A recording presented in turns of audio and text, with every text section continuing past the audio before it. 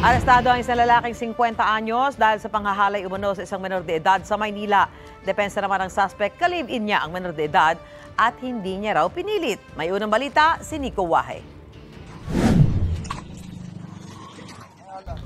Pinuntahan ng Baseco Police ang bahay na ito sa Barangay 118, Tondo, Maynila, kasama ang isang minor de edad na biktima umano ng panghahalay.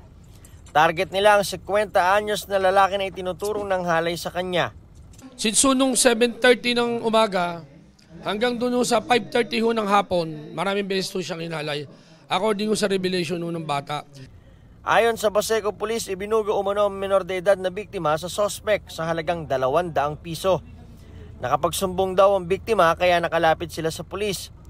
Sinaktan din umano ng suspect ang biktima. In her revelations, na pagka siya tumututol o pumapalago, pinapalo siya ng cellphone. Ayon sa Baseco Police, kumpirmado rin base sa medical legal ng bata na may panghahalay na nangyari sa kanya.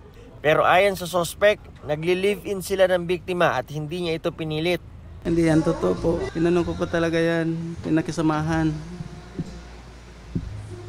Kumbaga iniwas ko lang siya sa baliw, na babariwara na siya sa kanila. Tapos willing din siya makisama sa akin, di sinama ko na lang. Ayun, talagang totoo yan na ma'am, nag-live-in kami noon. Mahigit 2 buwan. Magtatatlo po. Yun lang talaga nangyari pa, yung katagalan sa pagsasama namin, nahulog din ang loob ko sa kanya. Kasong statutory rape ang kaharapin ng suspect. Inaalam din kung sino ang nagbugaw sa biktima. Ito ang unang balita, Nico Wahe, para sa GMA Integrated News.